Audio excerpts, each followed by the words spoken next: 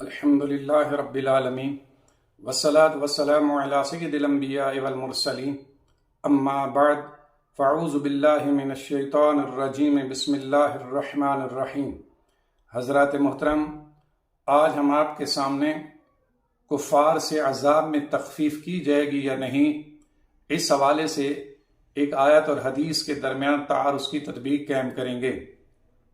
چنانچہ آیت کریمہ میں اللہ رب العزت نے ارشاد فرمایا، لا یخفف عنہم العذاب ولا هم ینظرون، اور نہ ہی ان پر عذاب کو ہلکا کیا جائے گا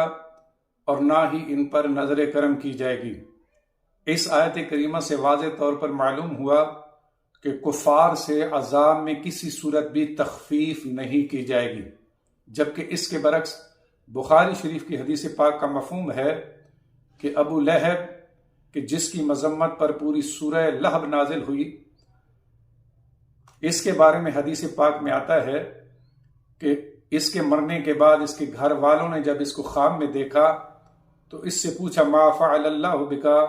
اللہ نے تیرے ساتھ کیا معاملہ کیا؟ تو اس نے کہا کہ میں عذاب میں مبتلا ہوں، لیکن وہ انگلی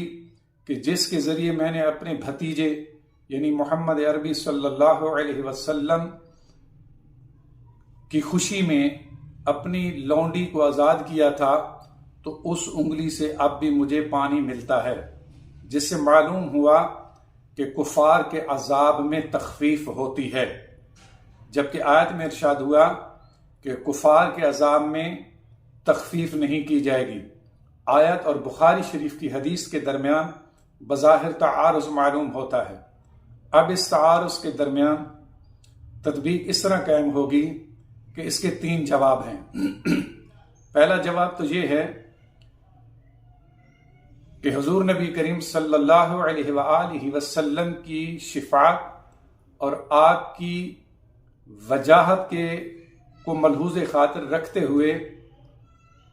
بعض کفار سے عذاب میں تخفیف ہوگی، جیسا کہ ابو لہب کے عذاب میں تخفیف کی گئی، جبکہ اس کے برعکس دیگر کفار کے عذاب میں کسی قسم کی کوئی تخفیف نہیں ہوگی۔ دوسرا جواب یہ ہے کہ عام کفار کے عذاب میں تخفیف نہ کرنا یہ اللہ رب العزت کا عدل ہے، اور بعض کفار سے عذاب میں تخفیف کرنا یہ اللہ رب العزت کا فضل ہے۔